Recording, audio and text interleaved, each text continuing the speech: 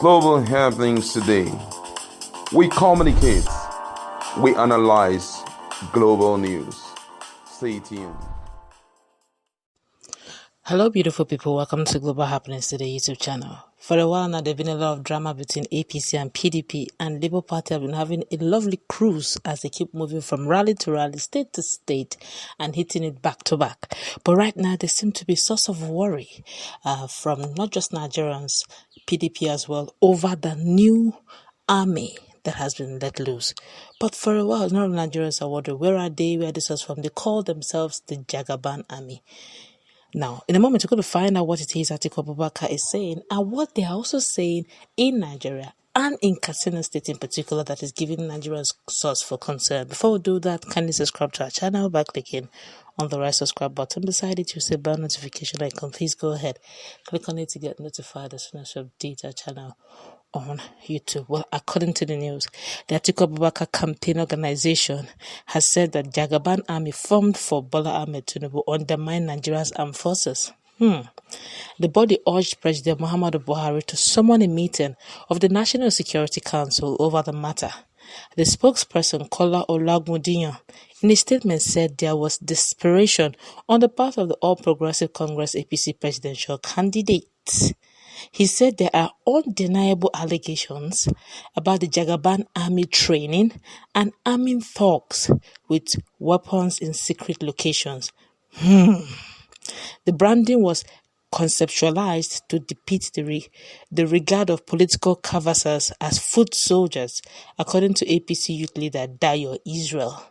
But the Atiku campaign observed that the APC unit has uniforms and ranks within as if Nigeria has become Tinubu's fiefdom. The organization said the ex-Lagos governor declared war at a meeting in London by openly charging his party cohort to take power at all costs. The comment that political power is not served in a restaurant, fight for it, snatch it, and run were enough to grill him for treasonable felony is stressed. Olagmudiyan further accused Tinubu of brazenly subverting the nation's sovereignty and the office of Buhari occupies. Asiwaju Tinubu is desperate to be president, but with manifest signs of rejections by Nigerians, he is ready to destroy our democratic process. Insurrections groups that unleashed mayhem and derailed democracy in many parts of the world started with desperate power seekers, he added. A lot of Nigerians have reacted to that, but let's find out how the new gifts the Jagaban army are distributing or willing to distribute to Nigerians, and they call them the Jagaban rice. Well, according to the news, the announcement that Jagaban army rice is now available for distribution in Katsina State has sparked outrage on social media platform. The announcement that this is going on, Dayo Israel, national youth leader of the All Progressive Congress APC, made the announcement as at some few hours ago. President Muhammadu Buhari hails from Katsina, one of the states in the northwest geopolitical zone experiencing insecurity. In his tweet, Israel said more states will soon take delivery of the rice soon, noting that they were working tirelessly to ensure that Jagaban army rice now available in Katsina for distribution this Saturday during the delivery your street day, he wrote on social media.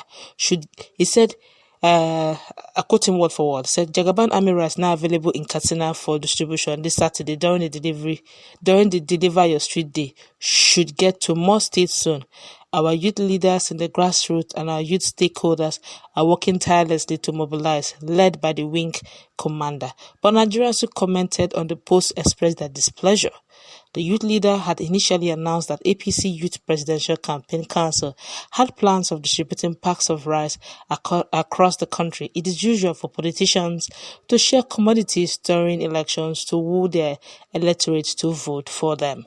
A lot of Nigerians have reacted to it. Don't also forget very quickly that some few days back, Bola Tinubu's campaign vehicles were taken over by the same persons he gave them to in the northern part, the northern youth, converted those vehicles to Atiku Abubakar. In fact, they took those vehicles to Atiku Abubakar's campaign and decamped totally. Same thing happened, I think, to his DG director. That one also is also a northerner.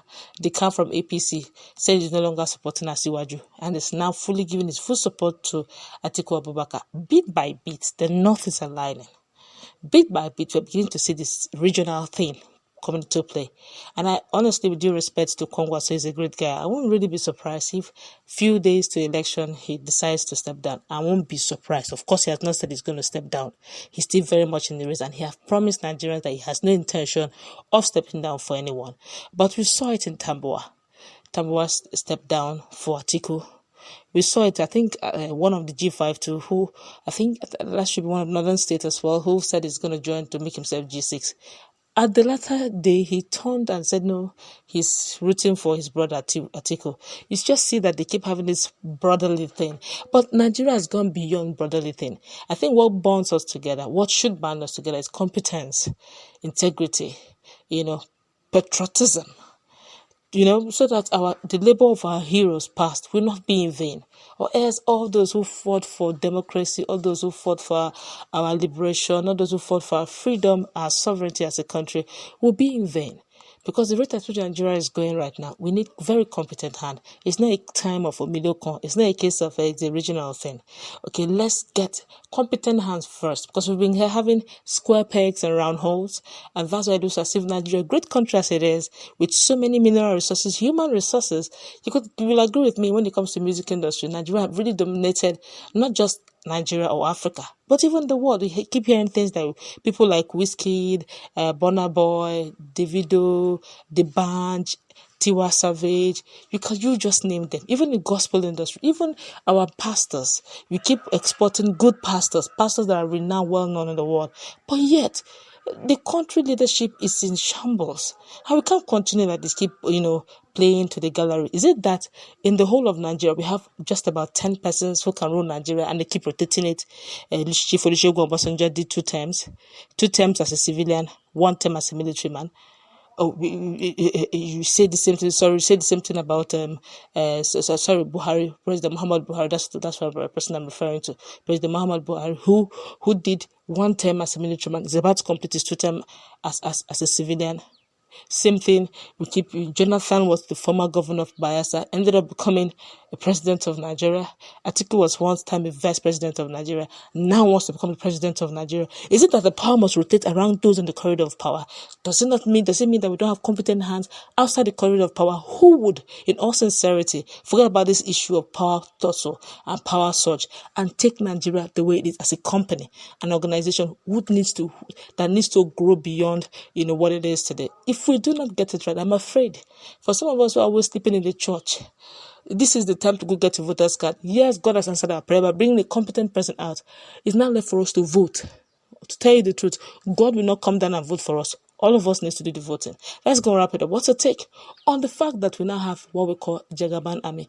They may not be coming out fully, but obviously they're in existence. Let's interact with